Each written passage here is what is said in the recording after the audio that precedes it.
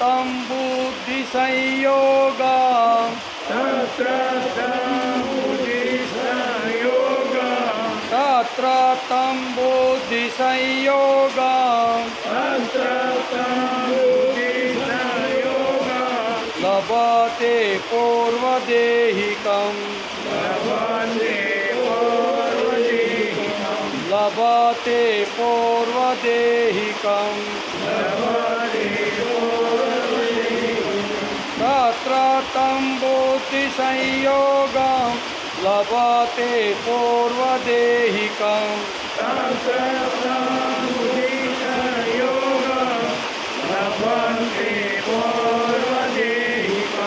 यत ते च ततो भूय यत ते च ततो भूय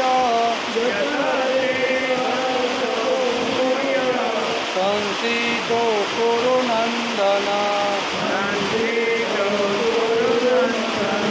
संसिदो कुरु नन्दन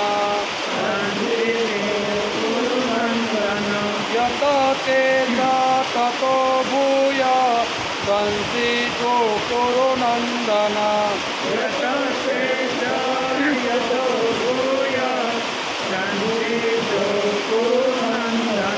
तत्र तं बुद्धि संयोगं लभते पूर्वदेहिकं यत ते च ततो भूय संसिदो कुरु नन्दन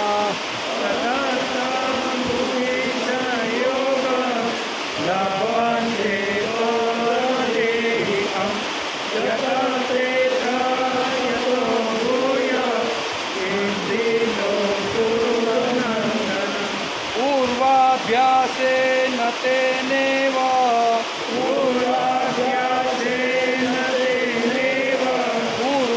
पूर्वाभ्यासेन तेनेव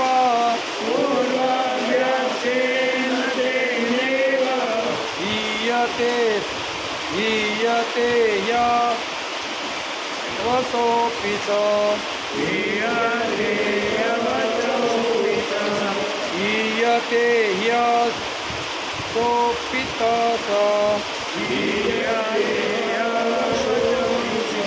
पूर्वाभ्यासेन तेनेव हीयते यवसोऽपि च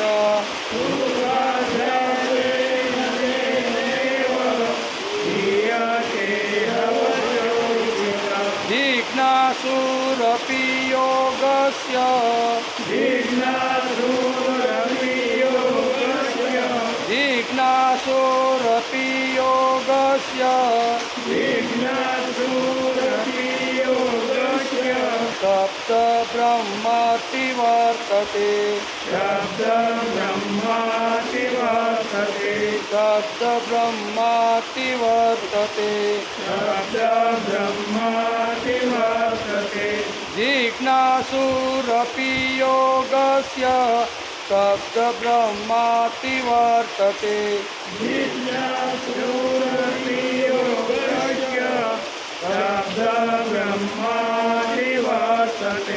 पूर्वाभ्यासेन तेनेव हीयते यवसोऽपि च जिज्ञासुरपि योगस्य सप्त ब्रह्माति वर्तते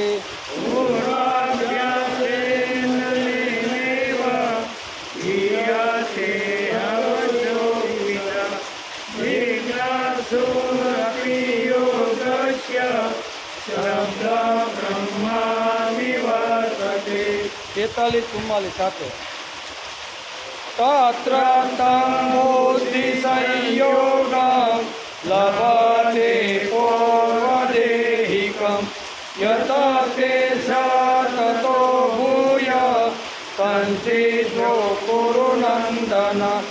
पूर्वाभ्यासेन तेनेव हीयते यवसोऽपि स जिज्ञासोऽपि योगस्य शब्दब्रह्माति वर्तते शब्दब्रह्माति वर्तते हरि ओम। આ બેટા કેવું આવે કુદરતી હવા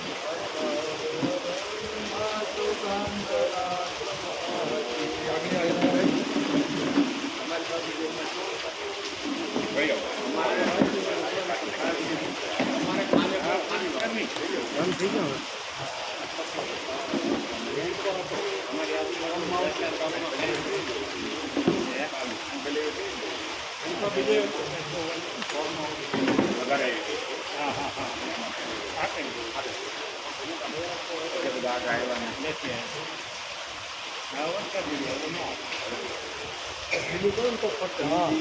ઢીલું છે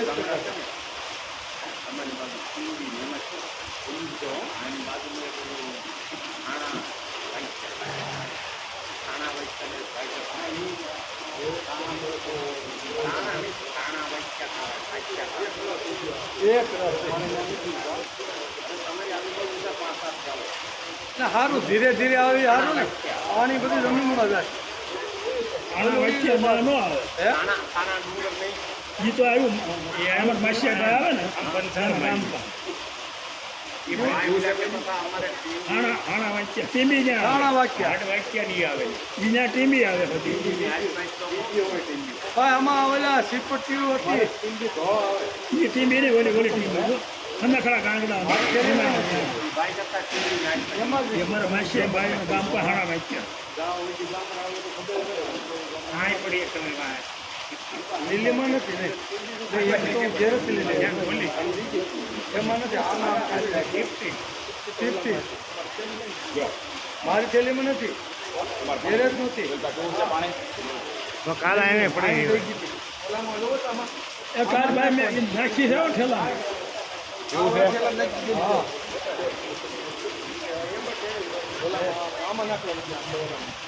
પાણી પીવું છે એટલે મેં કીધું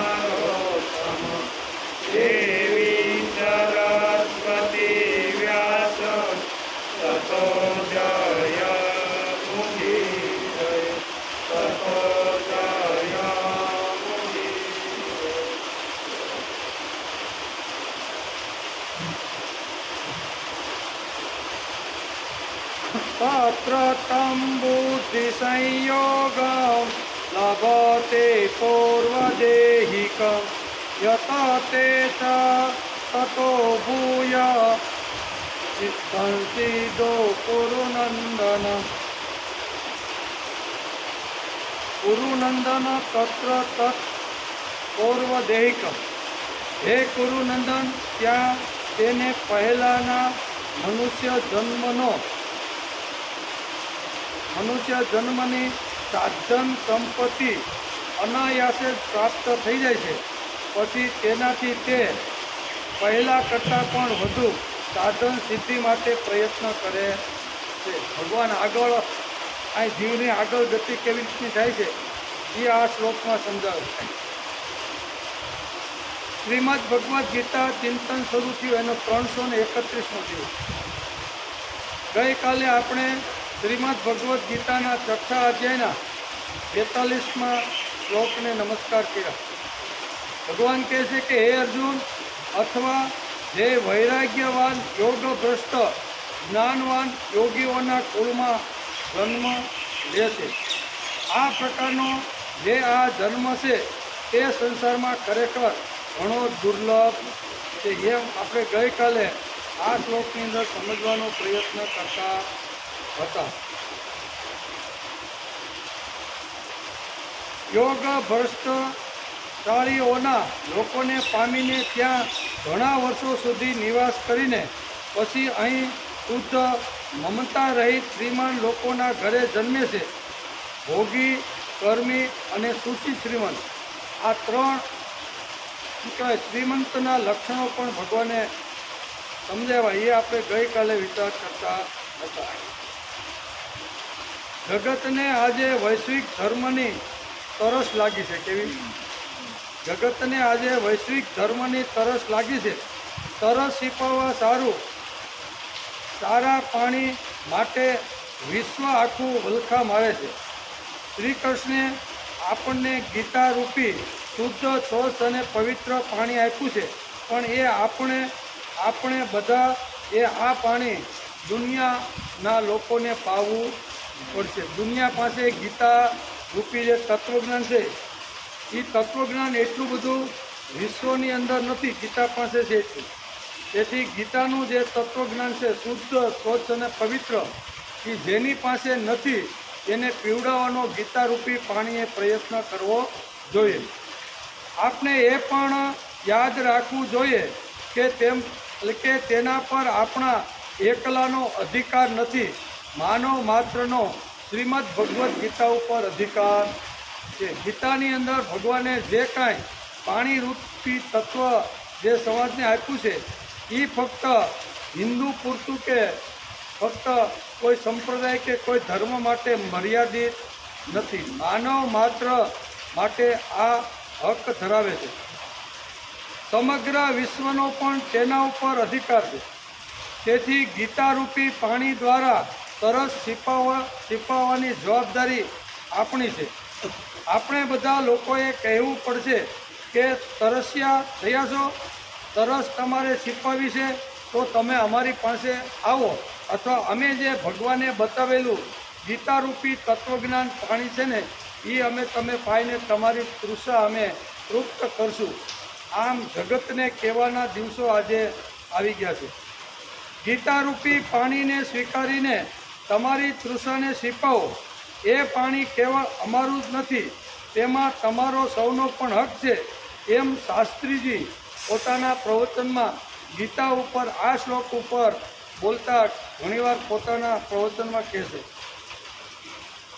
શ્રીમદ ભગવદ્ ગીતારૂપી જળ પાણી એટલે કે પાણીમાં કયું તત્વ અને સત્વ સમાયું છે? આ ગીતારૂપી જે જળ છે એની અંદર કયું તત્વ સમાયેલું છે? શાસ્ત્રીજી પણ ઘણીવાર પ્રવચનમાં આગળ આ જ વાતને સમજાવતા કહે છે કે પાણી રૂપી તત્વ અને એની અંદર સત્વ જે સમાયેલું છે એમાં 4 સિદ્ધાંતો સમાયેલા છે. શ્રીમદ ભગવદ્ ગીતાના 4 સિદ્ધાંતો જો કંઠસ્થ થઈ જાય, આચરણમાં મૂકીને જીવવાનો જો આપણે પ્રયત્ન કરીએ બરાબર ને, તો આપણું જીવન પણ બહુ પવિત્ર બની જાય. કયા છે? તો પહેલી વાત છે, કર્યા વગર કાંઈ મળતું નથી માટે મફતનું લઈશું. શ્રીમદ ભગવદ્ ગીતાએ જે પાણી જગતને આપવાનું છે એ સ્વચ્છ અને શુદ્ધ પાણી કેવું છે? તો પહેલું પાણીનો પ્રવાહ આ છે કે કર્યા વગર કાંઈ મળતું નથી માટે મફતનું તું લઈશ. ને આ ગીતાનો સત્ય સિદ્ધાંત છે, આ ગીતાનું સત્વ છે. આ સત્વ જો દુનિયાના લોકોને આપ્યું ને તો એની તરસ છીપાઈ જશે. લઈશ નહીં, કરેલું ફોગટ જતું નથી માટે તું નિરાશ થઈશ નહીં. તું જે કાંઈ કરે છે એ ક્યારેય ફોગટ જવાનું નથી માટે નિરાશ થવાની તારે કાંઈ જરૂર નથી. આ ગીતારૂપી પાણી, ગીતારૂપી તત્વજ્ઞાન, ગીતારૂપી આ સત્ય સમાજના અંતિમ માણસ સુધી લઈ જવાનો પ્રયત્ન કરશું તો વિશ્વના લોકોની તરસ ને એ તરસ તો જ છીપાશે. તેથી કહે છે, ત્રીજી વાત છે, કામ કરવાની શક્તિ તારામાં છે માટે લઘુતા ગ્રંથિ બાંધે. કામ કરવાની શક્તિ તારામાં પડેલી છે માટે તું લઘુતા ગ્રંથિ બાંધીશ નહીં. મારાથી થાય નહીં, મારાથી બને નહીં, હું ન કરી શકું, હું કયા વાડીનો મૂળો આ જે છે ને એ દૂર કરી અને કર્યા વગર કાંઈ મળતું નથી, મફતનું લઈશ નહીં, આ બધા જે સિદ્ધાંતો છે ને એ સિદ્ધાંતો ભગવાને ગીતામાં સમજાવ્યા છે. અને આ ગીતારૂપી તત્વજ્ઞાન દુનિયાના અંતિમ માણસ સુધી લઈ જવાનો પ્રયત્ન કરવો જોઈએ. જેની પાસે ગીતારૂપી વૈભવ છે, ગીતારૂપી તત્વજ્ઞાન છે, ગીતારૂપી ખજાનો જે પડેલો છે ને એ ખજાનો દુનિયાના લોકોની આગળ જેની પાસે આ ખજાનો નથી ને તેને આપવાનો પ્રયત્ન કરવો જોઈએ. એમ પાંડુરંગ શાસ્ત્રી તેના પ્રવચનની અંદર જેણે ગીતાના 6થા અધ્યાય ઉપર દાદા જે પ્રવચનો આપે છે એની અંદર આ બધી વાતો સમજાવે છે. આખી દુનિયા તરસી છે, આખી દુનિયા ભૂખી છે, બધાને કંઈક ને કંઈક જોઈ છે, કંઈક ને કંઈક સમસ્યા છે, કંઈક ને કંઈક અગવડ છે. ત્યારે આવા મહાપુરુષો જગતની અંદર આવીને કહે છે કે અમારી ગીતાની અંદર આ બધી સમસ્યાનો ઉકેલ કે કોઈ પણ ભયંકર સમસ્યા, કોઈ પણ ભયંકર સંકટ હોય તો ગીતારૂપી તત્વજ્ઞાનથી એનું સોલ્યુશન 100% થઈ જાય છે. એમ સાટી ઠોકીને દુનિયાને કહેવા જેવી આ ગીતાની વાત છે. ચોથી વાત છે કે કામ કરતો જા, હાંક મારતો જા, મદદ તૈયાર છે, વિશ્વાસ ગુમાવીશ નહીં. આ તત્વજ્ઞાન દુનિયાને કહેવાનું છે. કેવું? કામ કરતો જા, હાંક મારતો જા, મદદ તૈયાર છે, વિશ્વાસ ગુમાવીશ નહીં. વિશ્વાસ ભગવાન ઉપર, ભગવાનની ગીતા ઉપર અને મહાપુરુષે કીધેલા સિદ્ધાંત ઉપર ક્યારેય માણસનો વિશ્વાસ ઓછો થવો જોઈએ નહીં. તેથી આજે દુનિયા તલસી રહી છે કે દુનિયામાંથી કોઈ અમને એવું તત્વજ્ઞાન આપે કે જે અમને જીવન જીવવાની પ્રેરણા, જીવન જીવવાની સમજણ આપે. એટલે ગીતારૂપી જે તત્વજ્ઞાન છે ને એ આ 4 સિદ્ધાંતો સમાજના જો અંતિમ માણસ સુધી આપણે જો લઈ જશું ને તો ગીતારૂપી તત્વજ્ઞાન આ લોકોને શાંત કરશે. તેથી આગળના 2 શ્લોકમાં ભગવાને વૈરાગ્યવાન યોગ ભ્રષ્ટનો એટલે કે વૈરાગ્યવાન યોગ ભ્રષ્ટનો તત્વજ્ઞાન યોગીઓના કુળમાં જન્મ થવો ભગવાને અર્જુને આ વાત આગળ બતાવી છે. સૂચિનામ શ્રીમંતામ ગેહે યોગ ભ્રષ્ટો બી જાય તે આ વાત ભગવાને આગળના શ્લોકની અંદર બતાવી છે. હવે ભગવાન 43મા શ્લોકમાં જન્મ થયા પછી શું થાય કે આવો પવિત્ર જીવ જ્યારે આ જગતની અંદર આવે છે, સૂચિ શ્રીમાન તથા પવિત્ર બ્રહ્મકુળની અંદર એનો જન્મ થાય છે, ત્યારે આ જન્મ લીધેલાની ગતિ અથવા એનો વિચાર અથવા એની કૃતિ કેવી હોય છે, એનું જીવન કેવું હોય છે, એ ભગવાને અહીંયા 43મા શ્લોકની અંદર અર્જુનને સમજાવવાનો પ્રયત્ન કર્યો છે. હવે ભગવાન 43મા શ્લોકમાં જન્મ થયા પછી શું થાય છે એ વાત ભગવાન આ શ્લોકની અંદર સમજાવે છે. 43મા શ્લોકની અંદર આ વાત ભગવાન સમજાવે છે. શું સમજાવે છે? તત્ર તમ બુદ્ધિ સંયોગમ લભતે પૂર્વદેહિકમ યત તે ચ તતો ભૂય સંસિધો કુરુ નંદન. બહુ સરસ ભગવાને આ સિદ્ધાંત અહીંયા અર્જુનને સમજાવી દીધો છે. અર્જુન આપણો પ્રતિનિધિ છે. માનવ જાતને આ સિદ્ધાંત, આ વાત લાગુ પડે છે. ભગવાન કહે છે કે હે અર્જુન, ત્યાં તે પૂર્વ જન્મના શરીરમાં સંગ્રહેલા બુદ્ધિ સંયોગને એટલે કે સમબુદ્ધિ સ્વરૂપ યોગના સંસ્કારો અનાયાસે જ એને પામી જાય. પૂર્વ જન્મના જે સંસ્કારો લઈને આવ્યો છે એ અનાયાસે જ આને પામી જાય છે. અને હે કુરુનંદન, એ પ્રભાવને લીધે એ ફરીથી પરમાત્માની પ્રાપ્તિરૂપ સિદ્ધિ માટે પહેલાં કરતાં પણ વધુ પુણ્યશાળી અને દિવ્ય પુરુષ બની જાય છે. ગત જન્મમાં જે સારા કર્મ કર્યા હતા, મૃત્યુ પામી સ્વર્ગલોકમાં જાય, સારી એવી કમાણી કરી, પુણ્ય ખલાસ થયું અને ફરીથી પાછો આ જગતમાં આવ્યો. આ જગતમાં ઘણું બધું કામ સારું કરીને જાય છે અને ગયા પછી પાછો ભગવાન પાસે જાય. ભગવાન પાછો ત્રીજી વાર જ્યારે મોકલે ત્યારે અનેક ગણો શુદ્ધ, પવિત્ર અને દિવ્ય થઈને આ જગતની અંદર આ જીવ આવે. આ 3 પેઢીની વાત અહીંયા શ્રીમદ ભગવદ્ ગીતા સાધકની સમજાવે છે. તેથી હે કુરુનંદન, એ પ્રભાવને લીધે તે ફરીથી પરમાત્માની પ્રાપ્તિરૂપ સિદ્ધિ માટે પહેલાં કરતાં પણ વધુ પ્રયત્ન કરે. પહેલાં જે પ્રયત્ન હતો એના કરતાં વધારે પ્રયત્ન કરે છે. આ શ્લોકમાં ભગવાને કુરુનંદન શબ્દ વાપર્યો. આ શ્લોકની અંદર ભગવાને કયો શબ્દ વાપર્યો છે? છેલ્લો શબ્દ છે કુરુનંદન. આવો આ ગીતાના 43મા શ્લોકમાં ભગવાને અર્જુનને કુરુનંદન કહીને હાંક મારી છે. આ શ્લોકમાં ભગવાને અર્જુનને કુરુનંદન શબ્દથી હાંક મારી છે. કુરુશ્રેષ્ઠ એટલે જેના જન્મ થકી કુરુકુળનો આનંદ થયો છે તેના માટે કુરુનંદન શબ્દ વપરાય.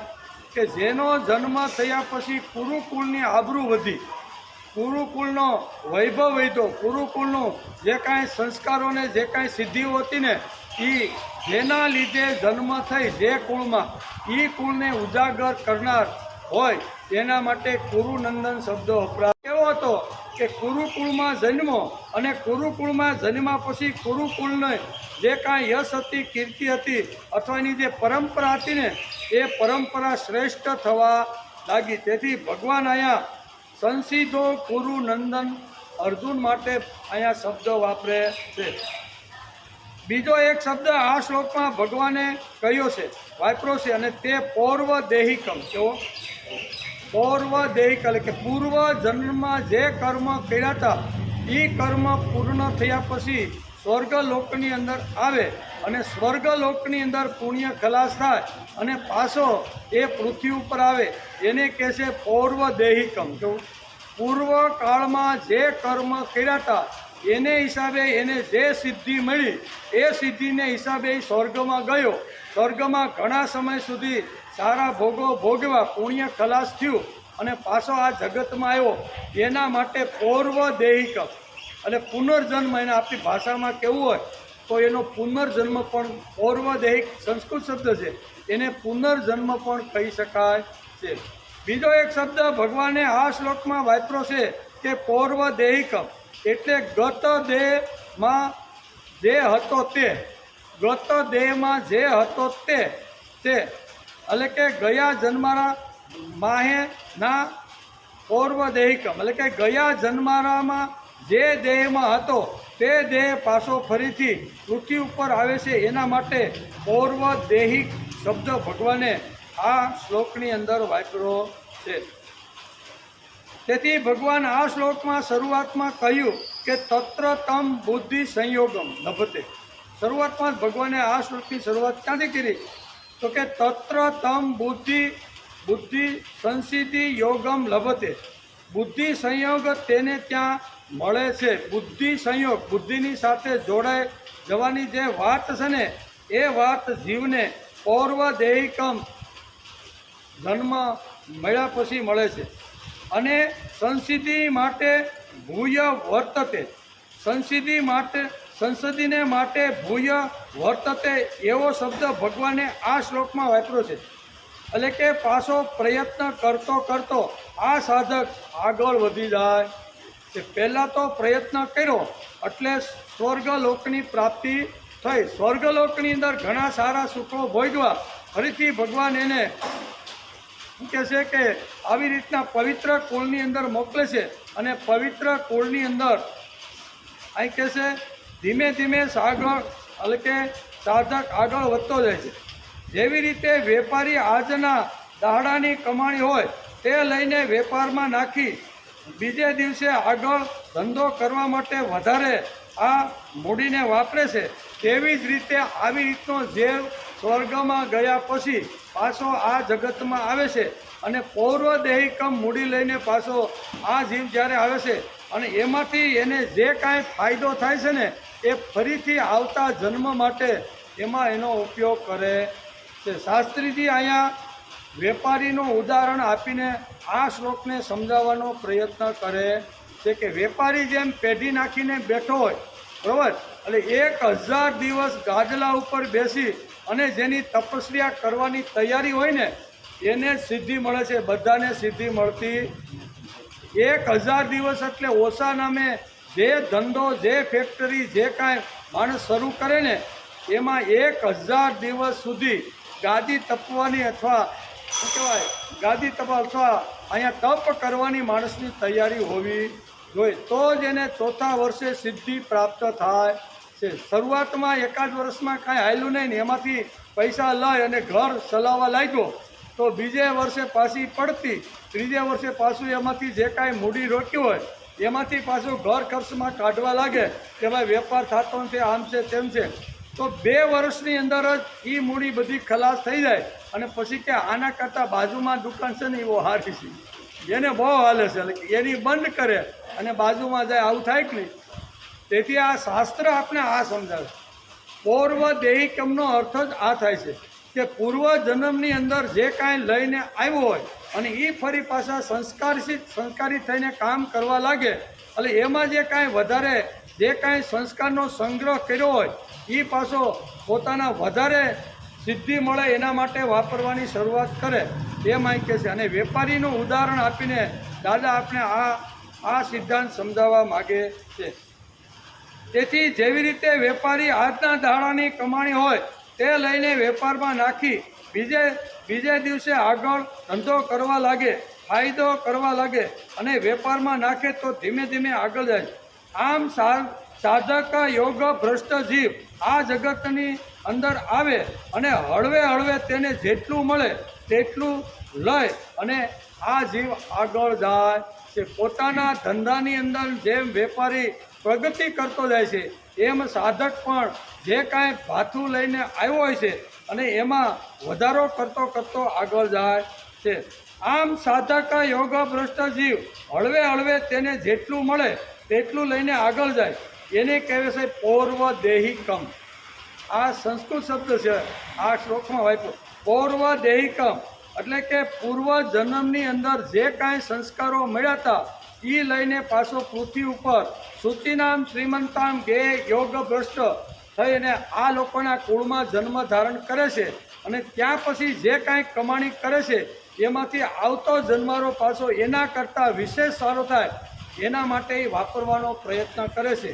એના માટે ગીતાકારે આ શ્લોકની અંદર પૂર્વ દેહિકમ શબ્દ વાપર્યો છે, જેને આપણી ભાષામાં પુનર્જન્મ કહી છે કે આવતો પુનર્જન્મ મારો સારો થાય એના માટે આ મળેલા શરીરથી અત્યારેથી માણસે પ્રયત્ન કરવો જોઈએ. જગતમાં અત્યારે જે લોકોને જે કાંઈ અત્યારે કદાચ પુરુષાર્થ ઓછો છે, પરસેવો ઓછો પાડતો છે, અક્કલ વાપરતો નહીં હોય, શાંતિથી અહીં ગાદી ઉપર બેઠો છે પણ છતાંય એને કરોડો ને અબજો રૂપિયા મળતા રહેલા છે. આજે કદાચ હાથ પગ હલાવતો નહીં હોય, અક્કલ હોશિયારી કે બુદ્ધિ વાપરતો નહીં હોય પણ છતાં એને મળે છે, તો એનું કારણ શું છે?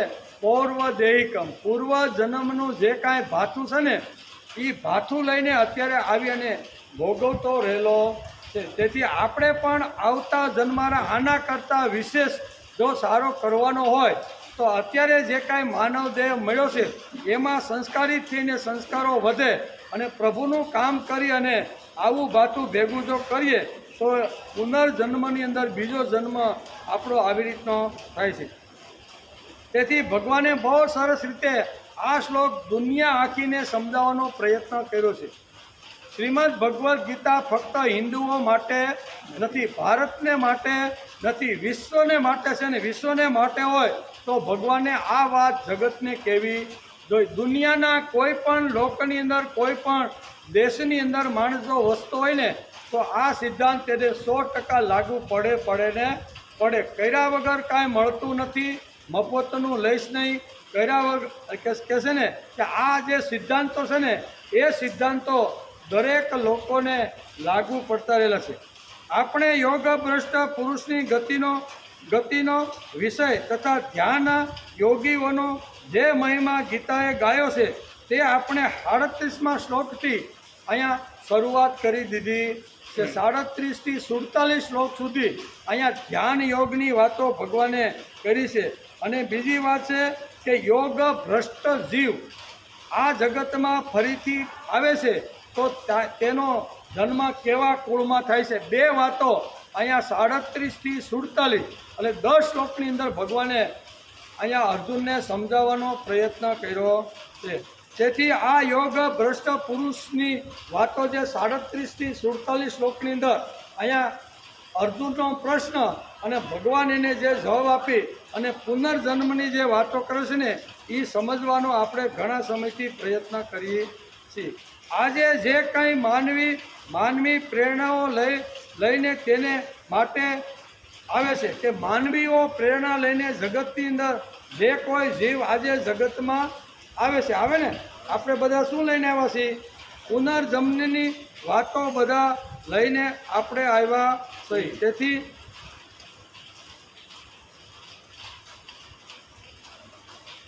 પ્રેરણાઓ છે તેને માટે મોટા ભાગે પાશ્ચાત્ય એટલે કે વેસ્ટર્ન ફિલોસોફર લોકોએ સહજ પ્રેરણાઓ એટલે કે ઇન્સ્ટિંક્ટ તરીકે વેસ્ટર્ન પાશ્ચાત્ય કરી છે.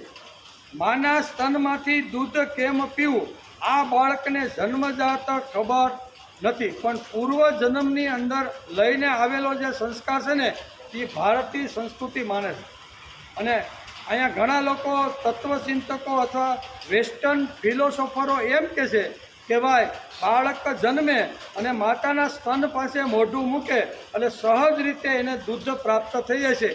આ સહજ પ્રેરણા છે એવું વેસ્ટર્ન ફિલોસોફરનું બધાનું માનવું છે. ભારતીય સંસ્કૃતિ આ વાતને સમર્થન આપતી નથી કે બાળકનો જન્મ થાય અને સ્તન પાસે બાળકનું મોઢું જાય અને માના સ્તનમાંથી જે દૂધ ખેંચવા માંડે છે ને એ પૂર્વ જન્મની અંદર આ જીવ લઈને આ બધી વાતો આવે છે એમ આપણું તત્વજ્ઞાન કહે છે. તેથી માના સ્તનમાંથી દૂધ કેમ પીવું આ બાળકને જન્મજાત ખબર નથી, તેને કોઈ ભણાવતું પણ નથી, છતાં તે સ્તનને મોઢું લગાડ્યા પછી દૂધ સૂસવા લાગે છે કે નહીં? આ સહજ પ્રેરણા એટલે કે ઇન્સ્ટિંક્ટ એમ પાશ્ચાત્ય લોકો કહે છે. નવી સામ્યવાદી વિચારધારા વાળા કહે છે કે વાત્સલ્ય એ સહજ પ્રેરણા નથી, એમ નથી એમ સામ્યવાદીઓ માને છે. આવી રીતનો વાદ મોટો વાદ છે. સામ્યવાદી વિચારધારાથી સહજ પ્રેરણાવાળાને ધક્કો બેઠો છે. તેથી ક્રિશ્ચિયન લોકો વિચાર કરવા લાગ્યા કે હવે સમાજમાં જવાબ શું આપીએ?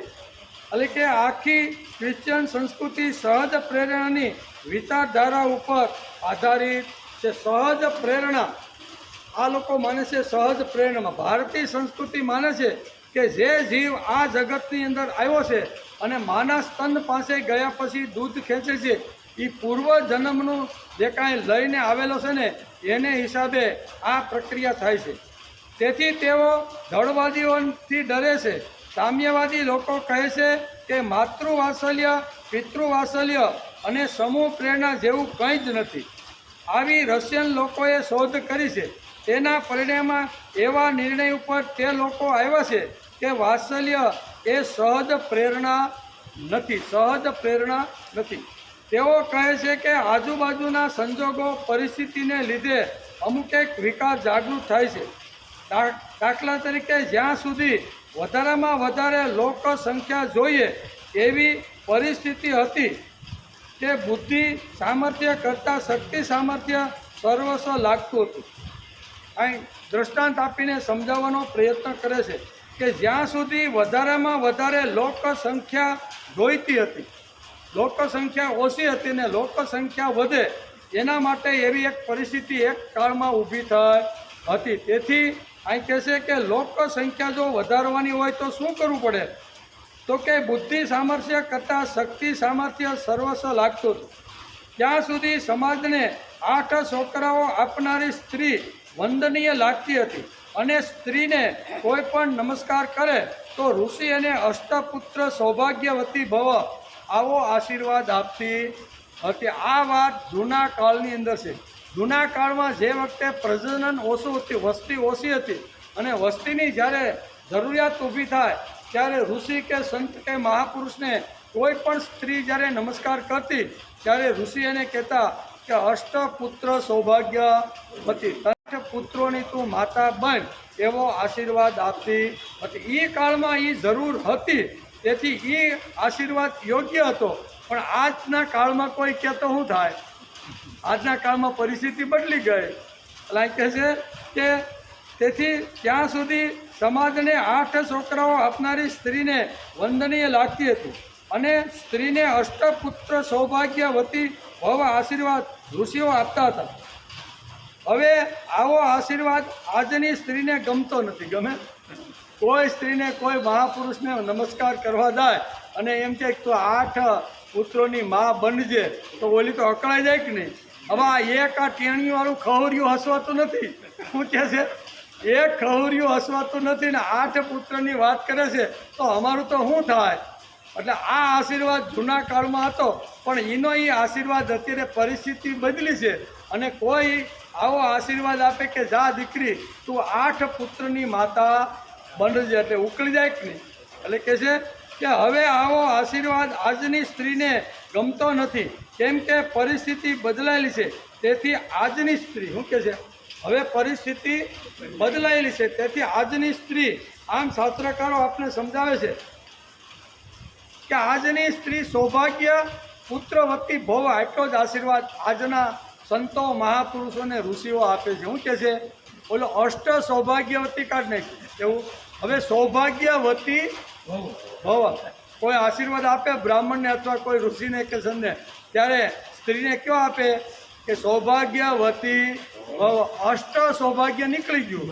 શા માટે? કે અષ્ટ સૌભાગ્ય એ કાળમાં ખૂબ જ જરૂરિયાત હતી. શક્તિ, માનવ શક્તિની ખૂબ જરૂરિયાત હોય ત્યારે ઋષિઓ એ કાળની અંદર આવી રીતના આશીર્વાદ પાઠવતા હતા. મારો છોકરો બોલ્યા પછી સ્ત્રીના માતૃત્વને કિંમત છે. સમાજને તેના માતૃત્વને વખાણતો ન જ, એટલે કે માતૃત્વને વખાણતો ન જ હશે તો તે માતૃત્વને કંઈ કિંમત નથી. આમાં માતૃત્વને કિંમત પણ પરિસ્થિતિને લીધે છે. તેથી અષ્ટ સૌભાગ્યવતી ભવ એ આશીર્વાદ જૂના કાળમાં બરોબર હતો, પણ આજે એ આશીર્વાદની જગ્યાએ સૌભાગ્યવતી પુત્રવતી ભવ એવો આશીર્વાદ આપે છે. તેથી બીજું દ્રષ્ટાંત જોઈએ કે બાળકોમાં સંગ્રહ વૃત્તિ હોય છે, તેને સહજ પ્રેરણા દ્વારા સમૂહ પ્રેરણા માનવામાં આવે છે. તેથી ભેગું કરવાની સહજ વૃત્તિ આજના નાના 2-5 વર્ષના નાના બાળકો હોય ને, એને બધું ભેગું કરવાનું બહુ ગમે. તમે જોયો કોઈ નાની એવી વાડી હોય અને પછી ત્યાં પાણી થોડું ઘણું હોય ને, તો રમકડા ભેગા ગારાના કરી અને સંગ્રહ કરે કે નહીં. પછી રૂમમાં રમતો હોય તો નાના આવી રીતના રમકડાઓનો સંગ્રહ કરે કે નહીં. એ બાળકની સહજ પ્રેરણા છે કે નાના બાળકો આવું ભેગું કરવાની સહજ વૃત્તિ હોય છે. સહજ પ્રેરણાનો વિચાર ઉડી જાય તો પાશ્ચાત્ય લોકોને કરવા દો, આપણે કરવાનું કોઈ કારણ નથી. આપણે તો પુનર્જન્મની અંદર માનતા રહેલા છે. તેથી અહીંયા પૂર્વ દેહિકમ શબ્દ ભગવાને વાપર્યો. આપણને જે કાંઈ અત્યારે જોઈ રહ્યા છીએ, અનુભવી રહ્યા છીએ, વિચારી રહ્યા છીએ, કરી રહ્યા છીએ, એનું કારણ પૂર્વજન્મના સંસ્કાર લઈને દરેક માણસ આવેલો છે. તેથી અહીં કે લભતે પૂર્વ દેહિકમ એવો શબ્દ ભગવાને આ શ્લોકની અંદર વાપર્યો છે. આપણે ભારતીય સંસ્કૃતિમાં સહજ પ્રેરણાને સ્થાન નથી, તેથી આપણે ત્યાં માનતા પણ નથી. આપણે પુનર્જન્મ એટલે કે રીબર્થમાં માનીએ છીએ.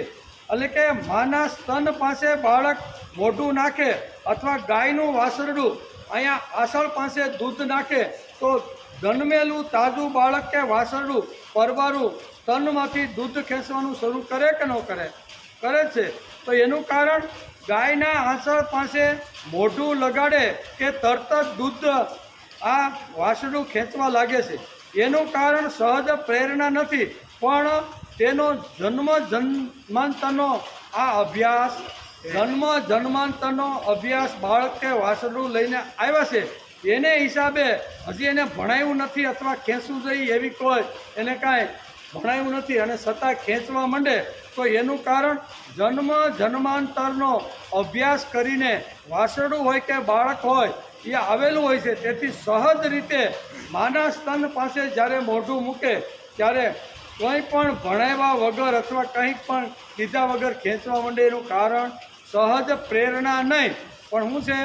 પુનર્જન્મની અંદર જે કરેલો અભ્યાસ એ લઈને આ બાળક અને વાસરડું આવેલા છે. તેથી આટલા એટલે કે આટલા પાયા ઉપર શ્રીમદ ભગવદ્ ગીતા ઊભી છે એમ આપણે માનીએ છીએ. આ તેનો પૌર્વદેહિક અભ્યાસ છે. તેથી જ ગીતાકારે આ શ્લોકમાં પૌર્વદેહિકમ શબ્દ વાપર્યો.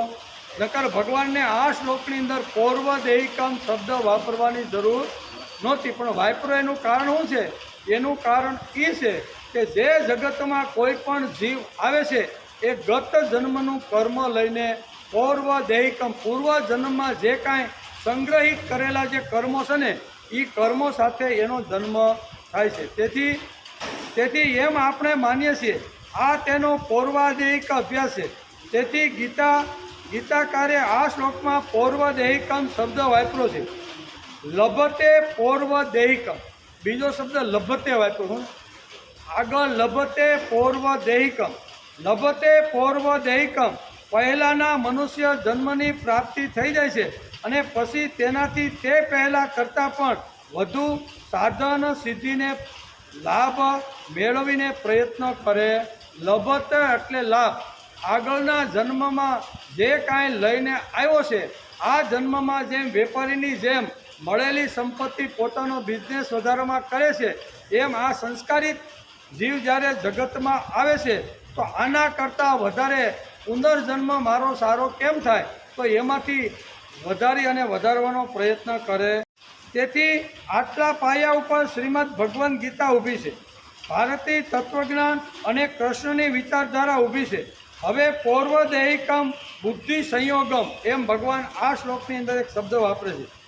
પૌર્વદેહિકમ બુદ્ધિ સંયોગમ લભતે એટલે કે ગયા જન્મારાનો જે બુદ્ધિ સંયોગ છે તે આ જન્મારે લભતે મળે છે. ગયા જન્મારે જીવે એટલે કે બુદ્ધિનો સંબંધ કોની જોડે કર્યો છે તે આ જન્મ એને મળે છે. તેથી અહીંયા સત્સંગનું મહત્ત્વ શાસ્ત્રકારોએ આપણે સમજાવ્યું છે. એનું કારણ શું છે? સજ્જનોની સાથે હંમેશા માણસે દોસ્તી કરવી જોઈએ એવું આપણા શાસ્ત્રમાં અવારનવાર આપણા સંતો મહાપુરુષોને આપણે રોજ આવી રીતના કહેતા રહેલા કે સજ્જન લોકોની સામે હંમેશા દોસ્તી કરવી જોઈએ. શા માટે? તો કે સજ્જનોની સાથે જો દોસ્તી સંબંધ જો બાંધ્યો છે તો એની પાસેથી સારા સંસ્કારો સારા કર્મ કરવાની પ્રેરણા એમની પાસેથી મળશે. એ પ્રેરણા લઈ અને આ જગત છોડીને જીવ જ્યારે જાય છે ને ત્યારે પૌર્વદેહિકમ પાછો બીજી જગ્યાએ જન્મ થાય છે ને એ ગત જન્મના સંસ્કારો લઈને આવે છે અને ત્યાં એને મોટામાં મોટો લાભ નભતે શબ્દ વાપર્યું છે હું, ત્યાં એને આગળના પૂર્વજન્મનો લાભ તો મળે છે પણ અત્યારે જે કમાતું જાય છે એમાંથી પણ બચત કરી અને પોતાનું પાછું નવું જીવન આના કરતાં વધારે સારું થાય એના માટે પણ પ્રયત્ન કરતો રહેલો છે. આમ કહી અને આ શ્લોકને ભગવાન એમ કહે છે. બીજી વાત એ છે એટલે ગયા જન્મારાનો આ બુદ્ધિ સંયોગ છે તે આ જન્મારે લભતે મળે છે. એમ ગીતાકાર પૂર્વ જન્મમાં લઈને આવેલો જીવ ફરીથી આ જન્મમાં પ્રયત્ન કરે છે. પ્રયત્ન કર્યા પછી એમાંથી થોડુંક ભાતું તૈયાર કરી અને સારા કર્મમાં વાપરે છે અને ફરીથી આ નવું ભાતું તૈયાર કરે છે. એમ શ્રીમદ ભગવદ્ ગીતા આ શ્લોકની અંદર આપણને સમજાવે છે. બસ પાણી ટાઈમ થઈ ગયો તો બેહો ને વાપરો છે લભતે પૌર્વદેહિકમ એટલે પૂર્વ જન્મમાં જે કાંઈ સંસ્કાર કર્મ કર્યા હોય એનો લાભ આ પૃથ્વી પર પાછો જીવ જન્મ લઈને આવે છે એનો લાભ એને પ્રાપ્ત થાય છે એમ ભગવાન આ શ્લોકની અંદર કહે છે.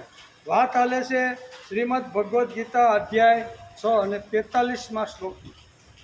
43મા શ્લોકમાં ભગવાન કહે છે કે હે કુરુનંદન, ત્યાં તેને પહેલાંના મનુષ્ય જન્મની સાધન સંપત્તિ અનાયાસે જ પ્રાપ્ત થઈ જાય. શું લખ્યું છે? જો હું લખ્યું અનાયાસે જ પ્રાપ્ત થઈ જાય છે. ધૂળ પકડે તોય હોનું થઈ જાય.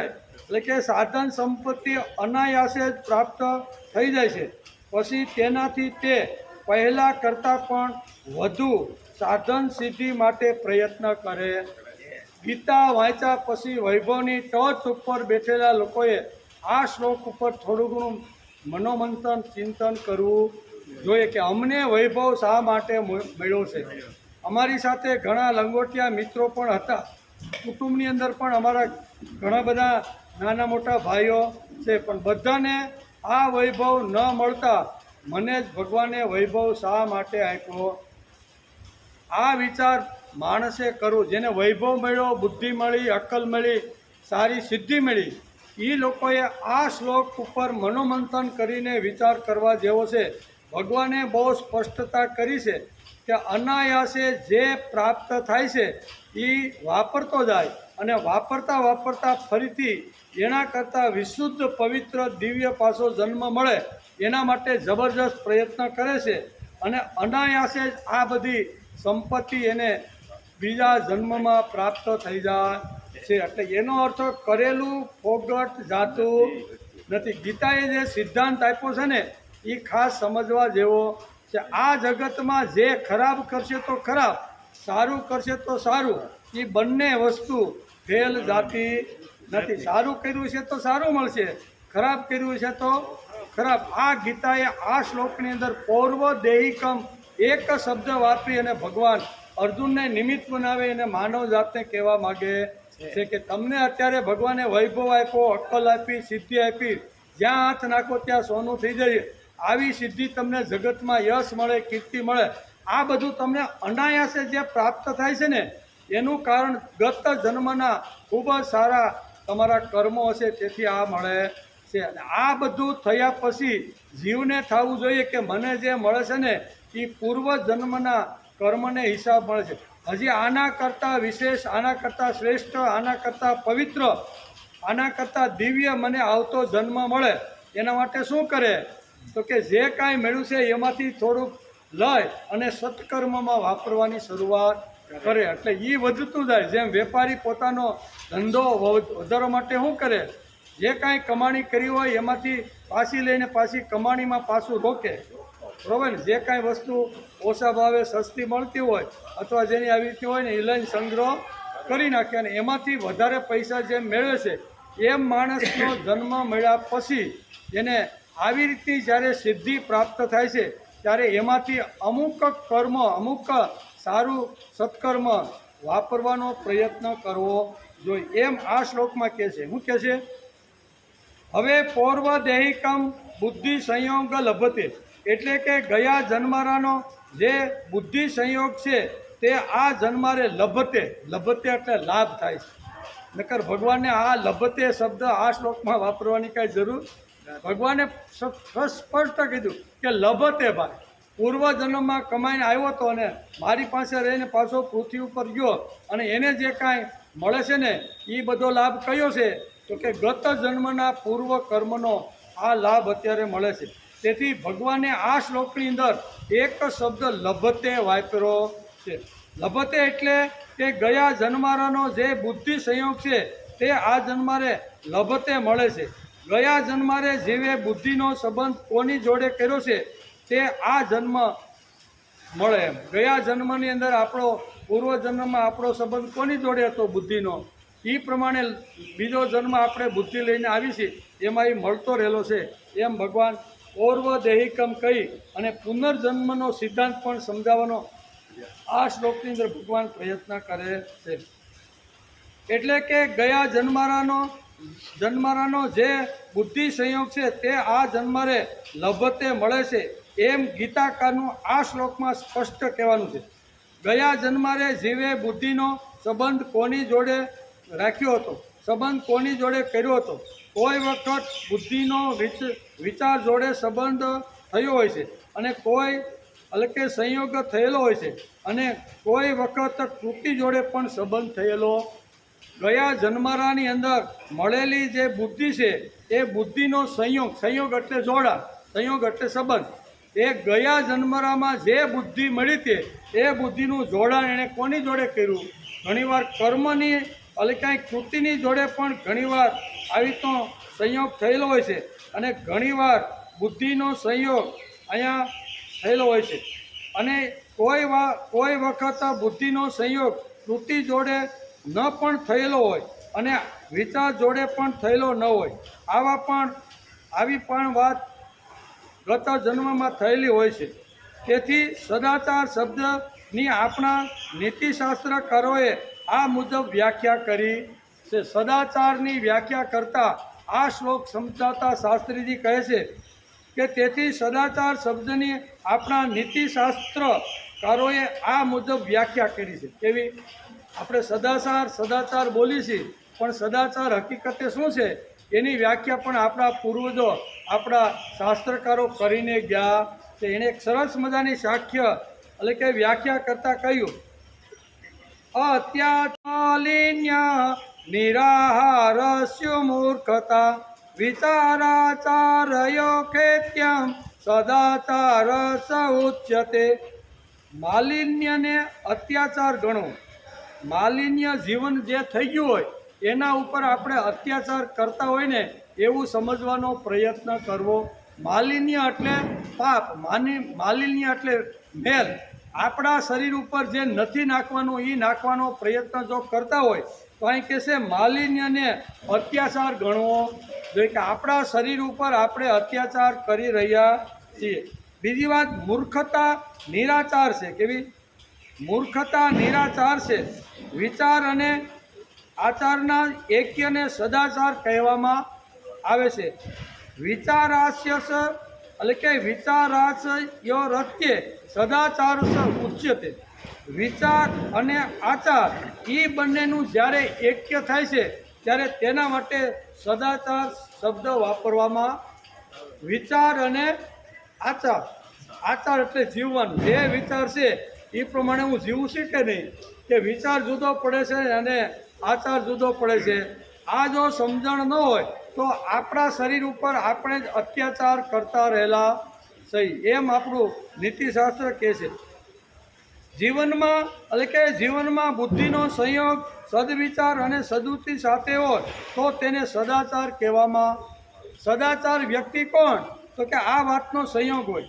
જીવનમાં બુદ્ધિનો સંયોગ, જીવનમાં સદવિચારનો સંયોગ અને જીવનમાં સદકૃતિ, આ ત્રણ જો સાથે જીવનમાં આવે તો એને આપણે સદાચારી કહેવામાં આવે છે. ગયા જન્મારે જીવ બુદ્ધિનો સંયોગ કોની જોડે કર્યો છે તેના આધારે બુદ્ધિની પ્રવૃત્તિને 4 રીતે શાસ્ત્રકારોએ વિભાજન કરી દેવામાં આવ્યા છે. ગયા જન્મરામાં જે બુદ્ધિની પ્રવૃત્તિને કેવી રીતે ઉપયોગ કર્યો અને એનો કેવી રીતે આ જન્મરામાં એનું થાય છે, એના 4 પ્રકારના ભાગો શાસ્ત્રકારોએ પાડી દીધા છે. ગયા જન્મારે જીવે બુદ્ધિનો સંયોગ કોની જોડે કર્યો? ભગવાને બુદ્ધિ તો આપી પણ કોની સાથે જોડી? તેના આધારે બુદ્ધિની પ્રવૃત્તિને 4 રીતે વિભાજન કરવામાં. બુદ્ધિને 4 રીતે વિભાજન કરવામાં. પહેલી છે કર્મ બુદ્ધિ, બીજી છે ભોગ બુદ્ધિ, ત્રીજી છે ત્યાગ બુદ્ધિ અને ચોથી છે પ્રભુ બુદ્ધિ. બુદ્ધિ મળ્યા પછી આ બુદ્ધિનો સંયોગ કોની સાથે કર્યો? પ્રભુ સાથે કર્યો, ત્યાગ સાથે કર્યો, ભોગ સાથે કર્યો કે કર્મની સાથે કર્યો? બુદ્ધિને જોડી ક્યાં ભાઈ? તો બુદ્ધિને કર્મયોગ સાથે જોડી, ત્યાગની સાથે જોડી, પ્રભુની સાથે જોડી કે ભોગની સાથે જોડી? આ 4 વિભાગમાં માણસે વિચાર કરી લેવાનો કે પૂર્વજન્મમાં જે બુદ્ધિ મળી હતી એ બુદ્ધિ મેં કોની જોડે જોડવાનો પ્રયત્ન કર્યો, એનો વિચાર કરીને આ જન્મમાં માણસે આના ઉપર મનન કરવું જોઈએ. તેથી કેટલાક માણસોની બુદ્ધિ કર્મમાં જ રમે, એમને ભોગ ગમતા નથી. કેટલાક લોકોની બુદ્ધિ જે છે ને એ સતત કર્મયોગ, બીજું કાંઈ નહીં. બીજા કંઈ એને ભોગ પણ ગમતો નથી અને એની કર્મમાં જ આવી રીતે રમવાણ થયેલો જીવ હોય છે. ત્યાગ ખબર પડતો નથી અને ભગવાનની એને ખબર નથી. એ લોકો કર્મ બુદ્ધિમાં કંઈક સંસ્કાર જાગૃત કરે અને તેમાં અભ્યાસ કરીને કંઈક મેળવે. કેટલાક લોકોની ભોગ બુદ્ધિ હોય અને કેટલાક લોકોની ત્યાગ બુદ્ધિ હોય, ત્યારે કેટલાક લોકોની પ્રભુ બુદ્ધિ હોય છે. 4 પ્રકારની બુદ્ધિનું વિભાજન કર્યું અને એમાં આપણે કઈ બુદ્ધિ સાથે આપણો સંયોગ કરવાનો છે ને એ આપણે નક્કી કરવાનો. ત્યાગ સાથે, કર્મ સાથે, ભોગ સાથે કે પ્રભુ સાથે. આ 4 વાતો આ શ્લોકની અંદર સમજાવીને ભગવાન આપણે બહુ આવી રીતના શું કહે છે કર્મની વાત સમજાવવાનો પ્રયત્ન કરે છે. તેથી ગયા જન્મારે જે કમાણી કરી હોય તે આ જન્મારે મળે, આ જન્મારે જે કરશું તે આપણે આવતા જન્મારે મળવાનું છે. તેથી ઘણા લોકો આપણે ઘણીવાર કહીએ ને કે હવે પાકા ઘોડે કાંઠા હું સડવા બેઠો, આવી જાઓ અમારી જોડે, લા એક બીડી. ત્યાં આવે એ કે પાકે ઘડે કાંઠા સડાવવા હું બેઠા છો, એમ બાકડા ઉપર બેઠા બેઠા ઘણીવાર આપણે અહીંયા આવતા હોય ને એ કે હવે 80 વર્ષ સુધી કાંઈ કર્યું ને હવે હું કર્યું, લાય બીડી, કાંઈ તમાકુ, લાય માવો, આમ કે નહીં કે જ આપણે આ બધું આપણે સાંભળતા આવ્યા છે, આ બધી રૂટિનમાં આવતી આ બધી વાતો છે. તેથી બહુ સરસ આ શ્લોકની અંદર અહીંયા ભગવાન આપને પૌર્વ દેહિકમ, એક જ શબ્દ આ શ્લોકની અંદર કંઠસ્થ કરવા જેવો છે. પૌર્વ દેહિક એટલે પૂર્વ જન્મમાં કરેલું જે કર્મ હોય છે એ બીજા જન્મ જ્યારે થાય ત્યારે આપણી જોડે આવે છે. આ ભગવાનને બહુ સારી રીતે આ શ્લોકની અંદર સમજાવવાનો પ્રયત્ન કરે છે. તેથી આ જગતમાં બધા ભોગો ભગવાનને મારી એટલે કે ભગવાનને મારા માટે ઊભા કર્યા છે. તેથી ભોગ બુદ્ધિ પણ જોઈએ. શું છે આ જગતની અંદર ભગવાને જ ભોગ ઊભા કર્યા ને, સમાજની અંદર જ્યાં જ્યાં દ્રષ્ટિ નાખી એમાંથી કંઈક ને કંઈક માણસને અલગ અલગ ભોગો મળે કે નહીં, તો એ ભોગ ભગવાને જ ઊભા કરેલા છે, તેને ભોગ બુદ્ધિ કહેવામાં આવે છે. તેવી જ રીતે ત્યાગ બુદ્ધિ જોઈએ કે નહીં. ભોગ બુદ્ધિ વગર 70-80 કે 100 વર્ષ સુધી માણસ પોતાનો જીવન વ્યવહાર ચલાવી શકતો નથી. ઘણીવાર આપણે કહીએ ને કે ભગવાને આ રમકડા જો ન આપ્યા હોય ને તો માણસ કોના આધારે જીવન જીવી શકે. તેથી ભગવાને આ સમાજની અંદર એક ભોગ નામની એક વાત છે એ મૂકી દીધી અને એ રમકડાને આધારે હળવે હળવે કુટુંબ હોય, પરિવાર હોય, સમાજ હોય, વાડી હોય, પાડી હોય, લાડી હોય, ગાડી હોય, જે કાંઈ રમકડાઓ છે ને એ ભોગ માટે મૂકી દીધા અને આ ભોગ ભોગવતા ભોગવતા 100 વર્ષથી પોતાનું જીવન સારી રીતે ગાળી શકે. એટલે ભગવાને મૂક્યા છે, પણ એની સાથે ભગવાને એક બીજો શબ્દ પણ મૂકી દીધો છે. ભોગની સાથે એક ત્યાગ બુદ્ધિ પણ મૂકી. બ્રહ્મચર્યાશ્રમની અંદર વિદ્યા પ્રાપ્ત કરવાની, ગૃહસ્થાશ્રમની અંદર સારામાં સારા ઉત્કૃષ્ટ ભોગો ભોગવવાના અને એ ભોગો ભોગવી અને જ્યારે વાનપ્રસ્થાશ્રમ શરૂ થાય ત્યારે ધીમે ધીમે ત્યાગ વૃત્તિ માણસે જીવનમાં કેળવવાનો પ્રયત્ન કરવો. એક જ જીવનની અંદર આ 4 વાતો લાવવાની છે. જીવન આપણું એક જ છે, પણ એમાં મને જ્ઞાન પણ જોઈએ. એટલે બ્રહ્મચર્ય વ્રતનું પાલન કરી અને 25 વર્ષ સુધી વિદ્યા સંપન્ન કરે, આ મારું જ્ઞાન છે. જ્ઞાન મેળવ્યા પછી એ જ્ઞાનનો મારા સર્વ પરિવાર કુટુંબની સાથે રહે અને 25 વર્ષ સુધી સારામાં સારી રીતે કમાવ, સંસાર કરું, બાળકોને મોટા ઉછેર કરું, એ પણ મને જરૂર છે. ત્રીજી વાત આવે છે, ત્યાંથી પછી ત્યાગની વાત શરૂ થાય.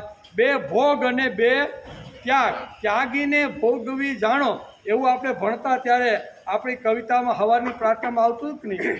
એનો અર્થ જ આવે છે ત્યાગીને ભોગવી જાણો. ભોગવવાનું ખરું પણ ત્યાગ પણ કરવો જોઈએ. તેથી બ્રહ્મચર્યાશ્રમ, ગૃહસ્થાશ્રમ, વાનપ્રસ્થાશ્રમ અને સંન્યાસાશ્રમ 2 આશ્રમ પ્રવૃત્તિના અને 2 આશ્રમ ત્યાગ એટલે કે નિવૃત્તિના આપી દીધા. ભગવાને જે કાંઈ ભોગો ઊભા કર્યા છે ને એ માણસને ભોગવવા માટે જ કરેલા છે. તેથી કહે છે તેવી જ રીતે ભોગ બુદ્ધિ પણ જોઈએ, તેવી જ રીતે ત્યાગ બુદ્ધિ જોઈએ કે નહીં અને કર્મ બુદ્ધિ પણ જોઈએ. આ ત્રણેય બુદ્ધિ જેમાં આવી છે તે રીતથી પ્રભુ બુદ્ધિ પણ હોવી જોઈએ. એમ કે વિષ્ણુ પરમ પદમ, શું કહે છે? વિષ્ણુ પરમ પદ. એમ શ્રીમદ ભાગવતની અંદર વેદવ્યાસે એક જ સિદ્ધાંત આપને સમજાવ્યો છે. ભાગવતકાર શું કહે છે કે વિષ્ણુ પરમ પદ, વિષ્ણુના પદમાં બધું જ આવી જાય. એમાં ત્યાગ બુદ્ધિ આવે, ભોગ બુદ્ધિ આવે અને કર્મ બુદ્ધિ આવી જાય છે.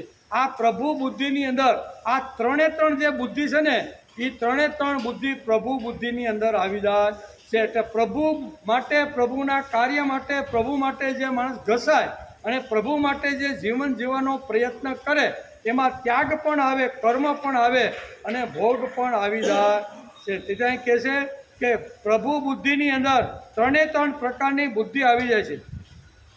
તેથી માણસને પ્રભુ બુદ્ધિ જોઈએ.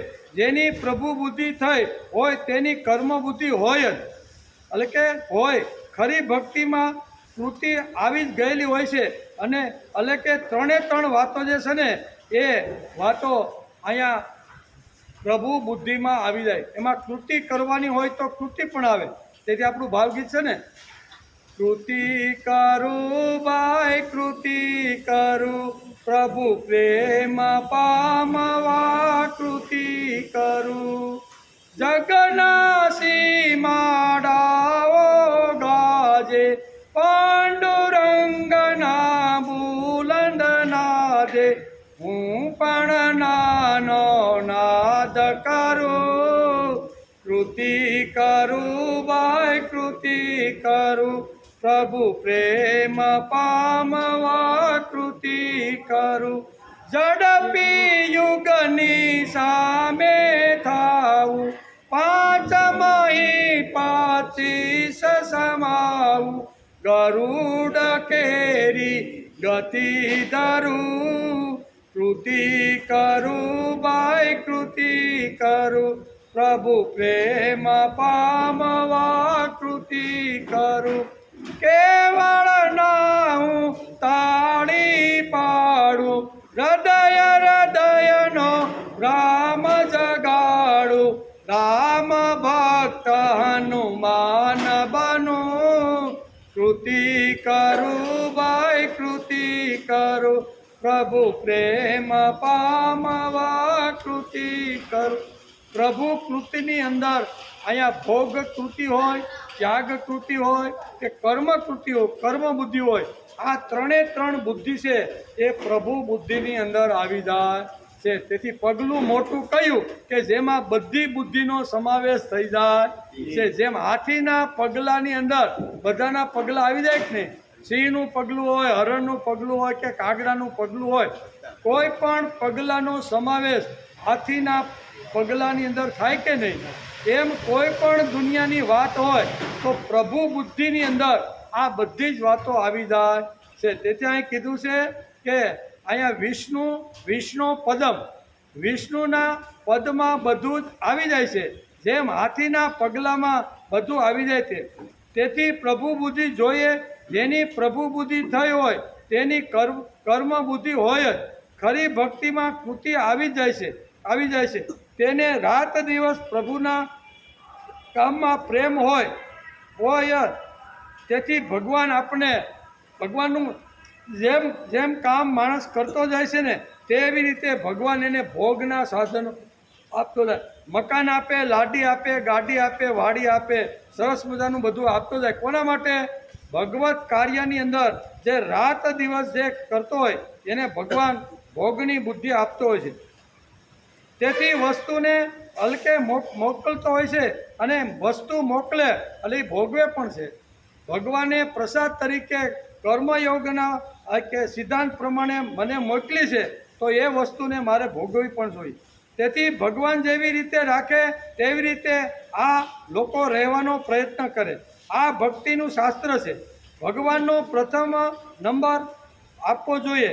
કર્મ બુદ્ધિ, ભોગ બુદ્ધિ, ત્યાગ બુદ્ધિ અને પ્રભુ બુદ્ધિ, આમ 4 પ્રકારની જે બુદ્ધિ છે એમાં પ્રભુ બુદ્ધિની અંદર આ ત્રણે ત્રણ બુદ્ધિ આવી જાય છે.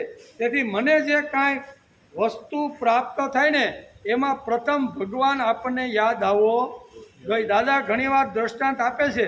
મોટો વેપારી હોય તે દુકાનને વધાવી અને આખો દિવસ ઘણું બધું કામ કર્યું હોય છે અને વધાવતા પહેલાં વિચાર કરે છે કે ભગવાને આજે મને મોટો ફાયદો જે આપ્યો છે ને એનું કારણ મારો દલાલ પાવરફુલ છે. આ વસ્તુ મેં વેચવા માટે 15 દિવસથી બહાર કાઢી છે પણ અત્યાર સુધી વેચાણી નહીં અને આજે મને મોટો ફાયદો થયો એનું કારણ મારો દલાલ છે. આ દલાલનો વિચાર કરતાં ધીમે ધીમે અહીંયા પોતાના બેઠક ઉપરથી ઊભો થઈ અને ઘરે જવાનો પ્રયત્ન કરે છે. તો આ બીજો વિચાર એને શું કહેવાય, ગાદી ઉપર બેઠા આવે છે કે મારો દલાલ તો ખરો જ, મને આજે જે મોટો ફાયદો થયો, મોટો ધંધો કરીને મોટી મને જે કમાણી કરી આપીને એમાં મારો દલાલ તો ખરો જ. પણ બીજો વિચાર એ શેઠને પાછો આવ્યો, દલાલ તો ખરો જ પણ મારું નસીબ તો હશે જ નહીં. શું કે નસીબ વગર કાંઈ દુનિયામાં મળતું નથી. અત્યાર સુધી ઘણું કર્યું પણ આજે મળ્યું એનું કારણ આજે મારું નસીબ પાવરફુલ છે.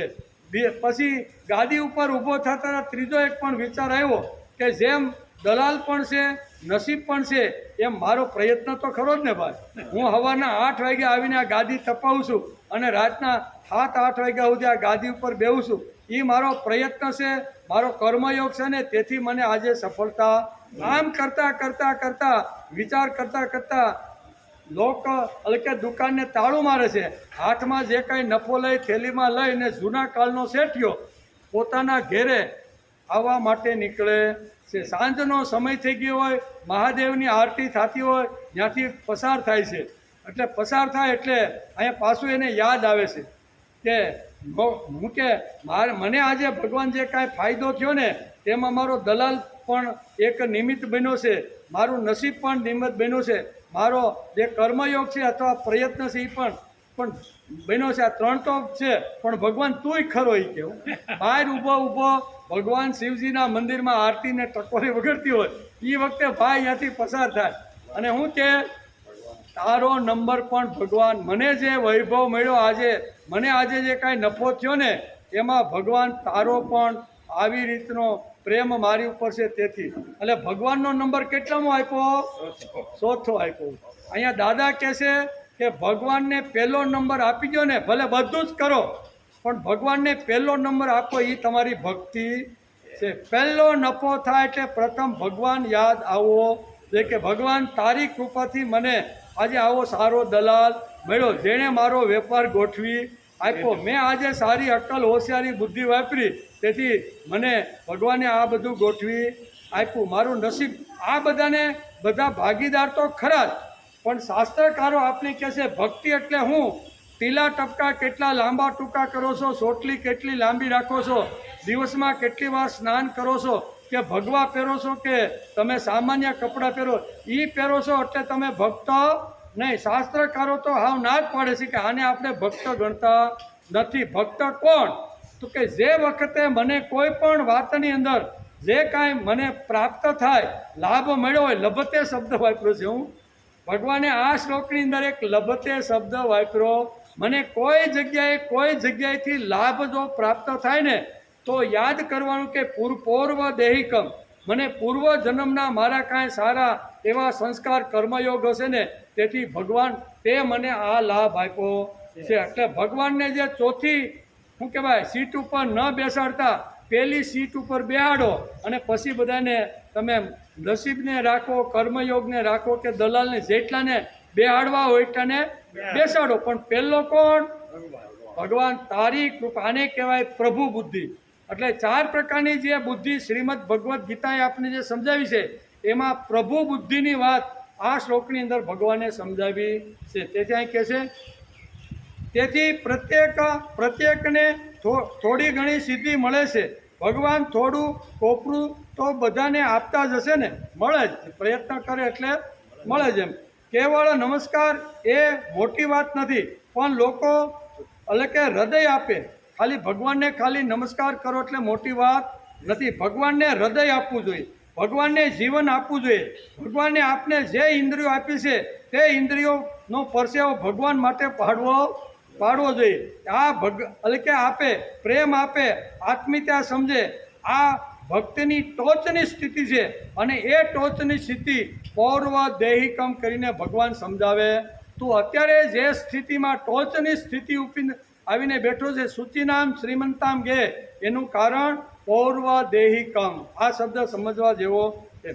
તે સમયે માણસને એમ લાગે કે હું હોઉં તો હોઉં. ઘણીવાર સંપત્તિ મળે, વૈભવ મળે, યશ મળે, ચારે બાજુથી તમે એટલે તમે હો, તમે કેવું પડે ભાઈ. અત્યાર સુધી ગીતાની વાત કોઈએ કરી નથી, પણ તમે એટલે તમે, અને આપણે કંઈ હોય તો હોય એટલે સમજવાનો પડવો. આ માણસ પડવાનો એમ જો માણસને લાગે, પણ માણસને લાગવું જોઈએ કે હું તો ભગવાનની ગીતાની પૂજા કરવા માટે મારી ભગવાને વાણી આપી છે ને, એ વાણી દ્વારા હું ભગવાન માં ગીતાની પૂજા કરતો રહેલો. એમાં હાથમે પડદે પણ મને નથી, યશ નથી, કીર્તિ નથી, વાહવા નથી, કંઈ જ મારે જોઈતું નથી. આ સ્થિતિ ઉપર માણસે વૈભવ મળ્યા પછી માણસે આવવું જોઈએ. તેથી તે સમયે માણસને એમ લાગે કે હું હોઉં તો હોઉં.